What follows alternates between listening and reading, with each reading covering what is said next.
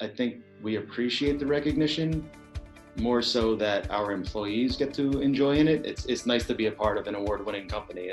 It's nice to be able to post on LinkedIn about where your company placed and what you're doing, and that you serve a really valuable purpose.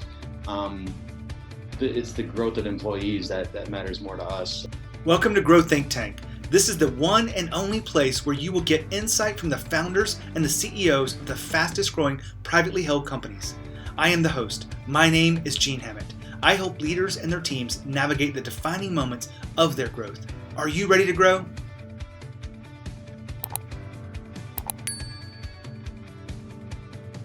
Business core values. You know how important it is to have the business core values that align with the people in the company through leadership, through development, through hiring. Everything is important when you understand what your core values actually do. Your business core values are the critical component behind you being able to align people when you're not in the room. What decisions do they make? How do they handle certain situations? That sets some expectations. And if you have the right values, you want to make sure they're run throughout the entire organization. I talk about values all the time on this podcast, so make sure that you understand that this is not just the same old thing over and over and over. I want to take it to a deeper level with today's episode. We're going to talk about hiring with your business core values in mind. So how do you select the right people? What are the right things you do? We're going to be talking with Alex McKeown. He is the co-founder of Fusion RL, and he's got thousands of clients in the recruiting industry that he's worked with, but he also does this specifically for his company. They were number 223 on the Inc. list, over 50 employees. They're continuing to grow fast and really enjoy this conversation. One of the best things about Alex's conversation is the detail we go to about how he uses core values in the hiring process, which is all about today's episode. Before we dive into the interview, I wanted to remind you that you can actually get a tool that I've been working with clients with for the last couple of years. I've refined this tool that's gone through several iterations. Now we have it completely automated. You can actually go online and fill out the leadership quiz. To get the leadership quiz, just go to theleadershipquiz.com. That's pretty easy, right? Theleadershipquiz.com. What you will get when you do that is you will answer a few questions. You will see where you rate based on the core principles of fast growth companies. If you're ready to grow your company or you want to see where you are, then make sure you go to theleadershipquiz.com. Inside it, you will get insight to where you are, understand where you want to improve, and you will get them mapped into the 10 areas that are most specific to fast growth companies. Again, go to theleadershipquiz.com and you can get that right now. So here is the interview with Alex. Hey, Alex, how are you? Doing well. How are you, Gene? I'm fantastic. Happy to have you here at Grow Think Tank. And I've already let our audience know a little bit about you at a personal level and about the growth of the company, but I'd love for you to tell us about Fusion RL. Sure. Fusion Recruiting Labs is a startup and operates in what's known as the HR tech space as technology for HR departments, recruiting companies.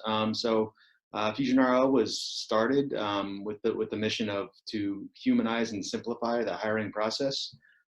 We do that through a variety of software and job advertisement services that we offer, and we really take a vertical approach with those services. So we focus on two very challenged industries, transportation and healthcare. We build products that try to make it easier for candidates to find jobs and make it easier for recruiters to hire candidates. Well, that's pretty simple, and two very different industries, healthcare and transportation. Why'd you pick those two? They are the two most challenged industries in this country. If you look at, we started in trucking almost 5 years ago. If you look at the average churn rate for truck drivers and the forecasted shortages for truck drivers in the U.S., you'll see a huge shortfall. I think forecasted the American Trucking Association predicts that we will have something like 175,000 less truck drivers than needed at current growth rates to move packages and goods across this country in the next 5 years. And everybody likes ordering their packages and goods, and they like getting them in 1 to 2 days now. which has been a big change over the past 10 years with the help of Amazon and some other e-commerce services. Um, and beyond that, healthcare is the next big issue, right? We have huge generational shift coming our way, and we're forecasted to have huge shortages in healthcare professionals and especially nurses and similar nurse practitioners, home health aides, kind of doctors as well, anybody within the healthcare industry. I think nursing specifically which is where we spend most of our time.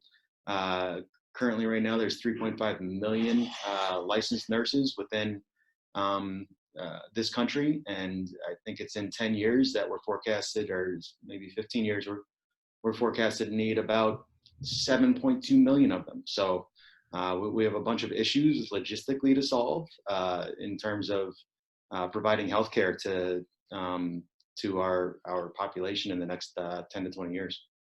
Well, it's good to know that you're in fast-growing industry segments, and that means that you've got a long runway for growth for your company.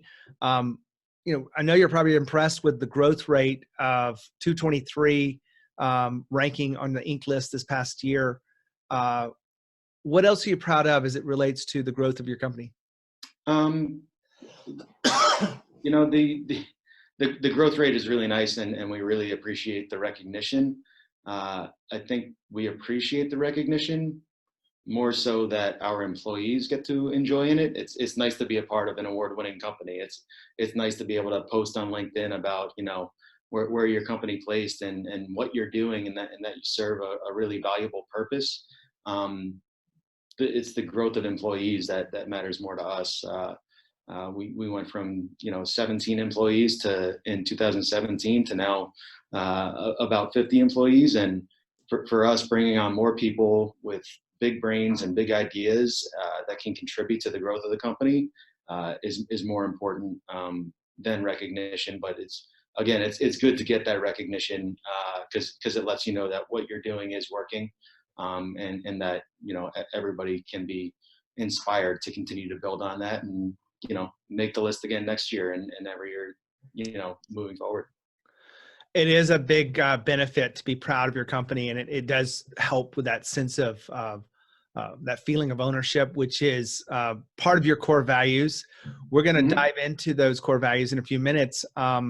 Why are having core values important to your company and to the growth of the company?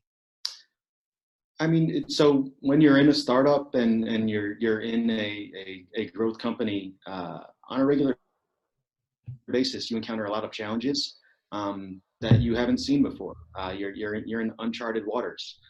So it might be myself who's in a place I haven't been before, and I get presented with a problem or a challenge, and I need to solve that on behalf of the company. It might be somebody who's been with us for 6 months, and might be somebody who's been with us for 18 months. Those core values that they're agreed upon and they're understood, they help that person confidently navigate how to go about solving that problem. And that really just enables consistency in how we act as a company and serve our various users, whether they be clients, whether it's communicating with a prospect, or whether it's trying to solve the needs of a candidate who's working with one of our products.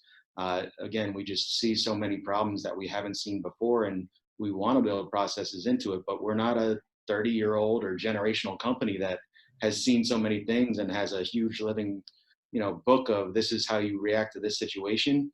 We're writing a lot of those things as we're going along and trying to figure them out. So having that shared core set of values really enables every employee to know that if they think of those things and act with those in mind, they'll be very consistent into how to handle the situation based on how anyone else in the company would. And then we can go and formalize a process from there and continue to make it work better for all parties involved.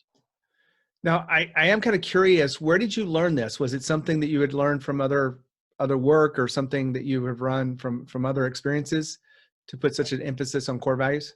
I've only ever worked in startups, except for my very first job in sales, which was short-lived. So I've only ever worked in startups. And so it's just, I've been very fortunate to work at a couple of really good startups that had really good leadership and knew that you were going to deal with a lot of chaos. So you just needed to put some structure around the best way to make decisions to deal with the chaos, right? Because otherwise the employees get stressed out. If you don't give them any guidance as to what's the best way to just handle some simple form of logic and go through those steps. And if it doesn't work out, it doesn't work out. It's okay to make mistakes, but then we figure out how to refine and improve on the process every time and at least learn from the mistakes. So I think that's something that in every book I've read on entrepreneurship and really on I guess the business leaders that I follow, they always stress that. How do you set yourself up for continuous learning, and in doing so, that process really takes you through and enables everybody to be confident in making decisions and be confident in making mistakes and have this shared goal of not making the same mistakes repeatedly as opposed to not making mistakes. So how many core values did you elect to be the foundation for the culture? I'm a fan of three things always, editing down to three. I always like making three arguments. Lists of three are really simple. Comedy has a rule of three. I just feel it resonates with people and it's easy to remember. So there's probably 8 different traits that I could identify that I would like everybody to espouse, but not everybody. I'm not a model of 8 perfect traits of a perfect candidate and or a perfect employee, and neither would be probably most other people in the organization. So just having 3 to really be the guideline, and yeah, that empathy, and I'm guessing you're going to ask that question next. What are Yeah. things? So those 3 things for our company would be empathy, and then curiosity, and the ownership mentality. I don't know if you've thought of this, but the acronym behind that, if you put curiosity first, it says CEO. I did not think of that. And I bring that up because you, in the sense of ownership, you kind of want people to have the approach to their projects and to their client experience like they're the CEO, like they take full ownership of it. Because let me guess, if something goes wrong, you don't really have anybody to blame because it's all up to you, right? Generally, defaulting to blame is not a good trait to have. So it doesn't mean that there's never putting blame on someone else. So I just kind of bring that up. But so you've got 3 core values. I could go ahead and talk about these, and we can make that the issue of today. But I really want to talk about this. You've got, being in the HR industry, being, see so many people hiring, you actually hire by these core values. So I want to just go into that process with you. Why do you actually hire by the core values? So, we've been very fortunate in our early growth to have a lot of referrals. So it's easy to kind of know in those cases where we've hired somebody that was familiar to somebody already in the organization. It was easy to be able to identify those individuals. We've also had really amazing success in hiring people with whom we had no familiarity, and those are people that are in really significant leadership roles right now that are critical to this company. And I think 3 of them actually came off of the very same job description. We had 3 applicants apply to the same job, and 2 of them we immediately identified as just being so obvious in terms of being a great match to the culture fit that we went and figured out how to get them jobs in the organization, right? We need that person here. They're just perfect. We know we have needs in the organization. Let's just go find great people, and they'll make their way and really create opportunities for themselves. So the way we did that early on and continue to do that, especially, we're supposed to be really good at the hiring process. So we have to, we feel like we have really big shoes to fill when we kind of bring somebody in and evaluate their resume. And so objectively, when we get a resume, we just try to identify consistent growth, and that kind of satisfies the curiosity aspect, right? Is somebody always looking to grow throughout their career? identifiable logical, is there an identifiable logical progression with the paper that's put in front of us. But then beyond that, really in the interview process, the very simple format that we always go through is immediately we start off and we tell the candidate what this company does, why we do it, and how we do it, right? We want to set the table for them. This is how we do things here. And this is what makes sense to us, and this is why we believe it works in that fashion. And then the next part is having the candidate take us through the progression of their career, where they came from, where they've been, why those places are significant to them, and why it's led them here, and why they're interested in continuing their path with this company for this opportunity. And then from there, it really just opens up a conversation, right? It opens up, right? During that part of the process, the interviewer should be identifying questions to ask, things to get clarity on, or really what I love looking for in the interviews is just finding that thing where, whether it's a side project or it's something they worked on it was a short-term project within a previous company, something that just, you can tell there's a sparkle in their eye and there's a pride associated in it, with that project and with the outcome, and just kind of key in on that sense of pride and that sense of motivation that came out of, either performing that work or meeting people as a result of that work, or whatever the outcome was, but why it was so important to them, because it really lends towards somebody's passion. And if you can get a sense for somebody's passion, you can then relate that back to what opportunities do we have as a company to tap into that person's passion and let them lead the way. Because if they're passionate about something that they can do for your company, they're going to take you so much further than just, hiring somebody to perform a task from 9 to 5. Now, hold on for a second. Alex just talked about hiring by core values, and we are going deep into that today. But I want to make sure you have the next step in the process, because when you hire by core values, you want to make sure you also include those core values as a central part of the onboarding process. If you want to create the kind of employees that really are using the core values, you want to make sure you set those expectations early and often, and you want to make sure you include that in the onboarding process as a part of their standard first week. Now back to the interview with Alex. I totally agree with that. I mean, if you want someone to take ownership of it, put them in a place where they're really passionate about, right? Yeah. When you do these interviews, we haven't gone into details, but do you have specific questions that you have lined up, or kind of a library of questions that you use that help you align to the value fit? Normally those questions are more specific to prior experience that would be relevant to requirements. So that's really, specific to the position. So if it's somebody for a development role, what languages they've worked with, that's more about just vetting that what they've claimed in the process to date, kind of, through the nonverbal communication is actually there, and just reconfirming and getting them to explain to us, oh, I've worked with, if they're a developer, I've worked with this language before on this project, or if they're a salesperson, and they've used Salesforce before, or they've, had some sales training in a previous company, and kind of what that sales process was. But that's really more just to get a sense of where they are in their experience.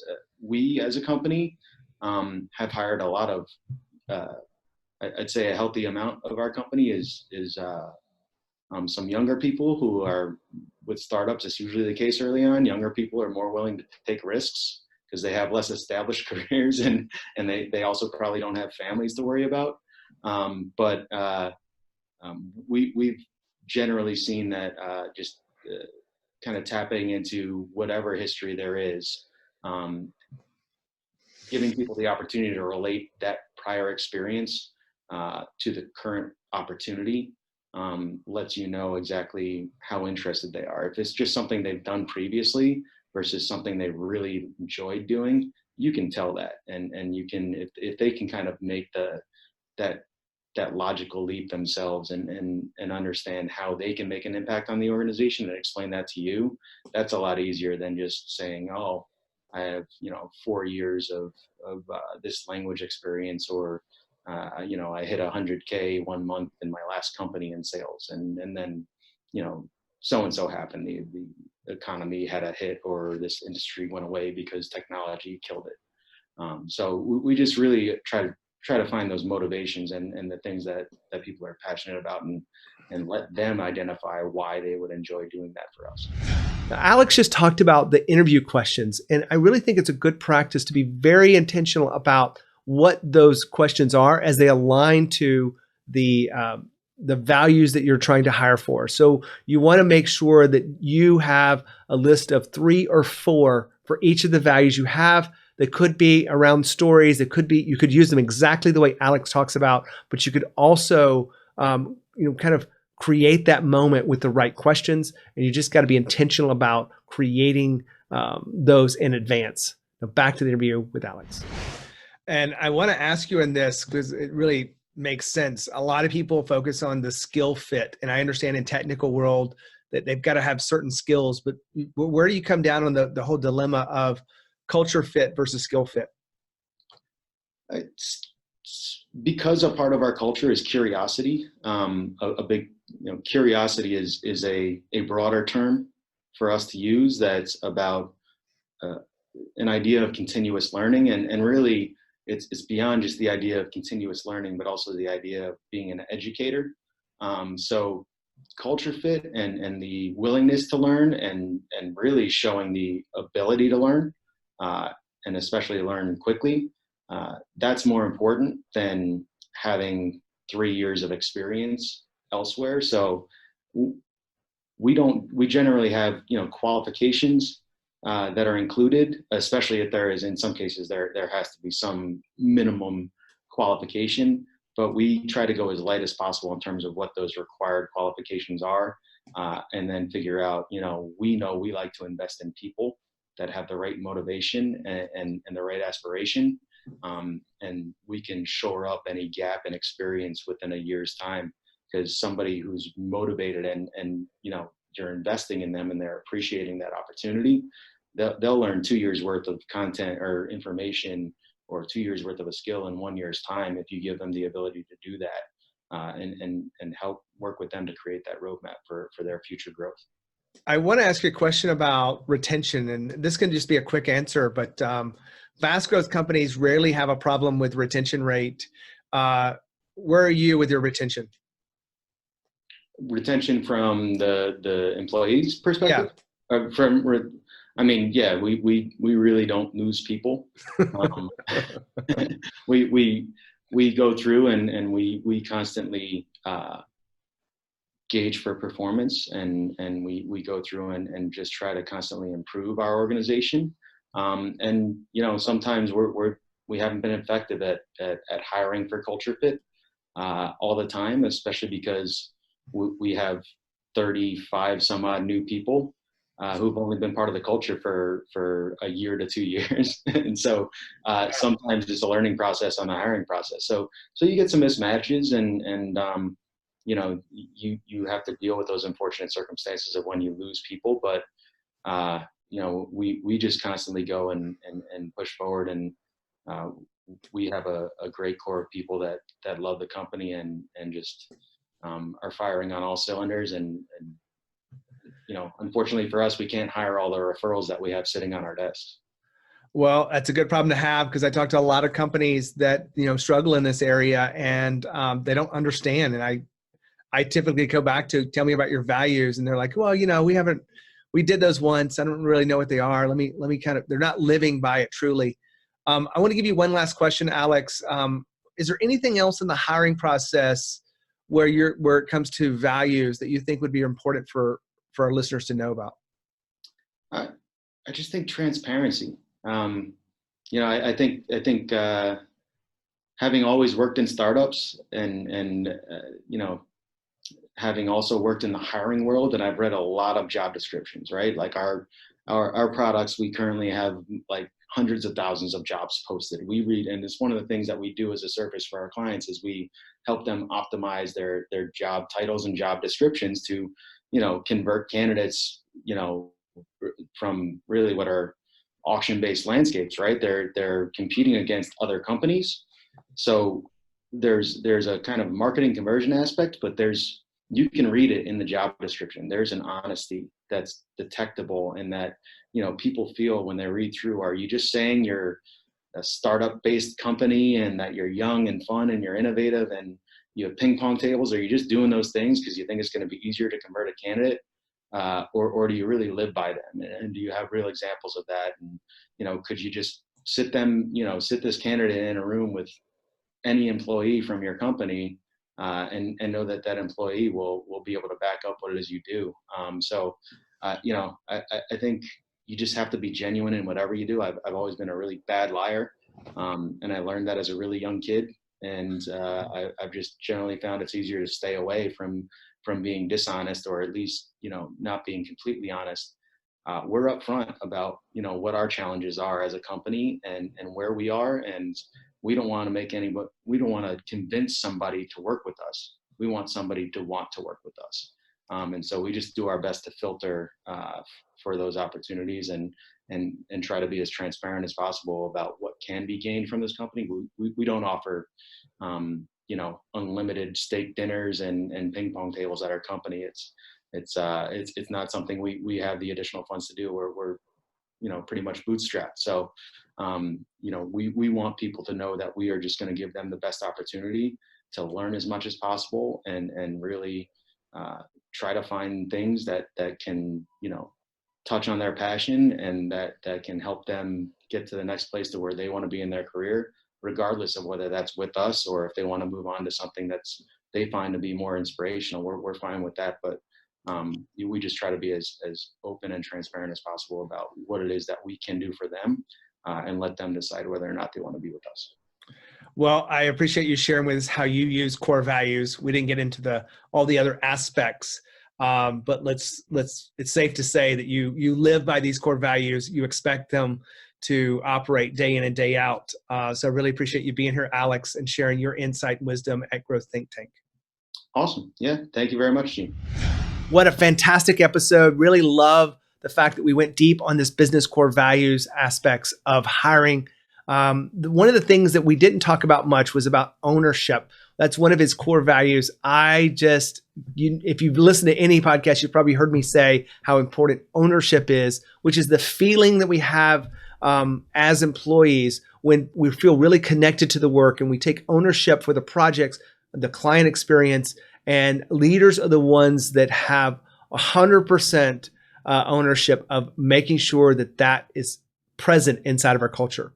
Well, all of this hiring process means hiring people that have similar values to you, that you really are being intentional about that. And I really appreciate you tuning in today to the podcast. Make sure that you continue to share this episode. If you want to give us feedback, I would invite you to send me an email, gene@genehammett.com. It would be fantastic to hear a little bit more about what you are getting out of these episodes. Get some feedback so that I can continue to improve the kinds of guests, the topics we have.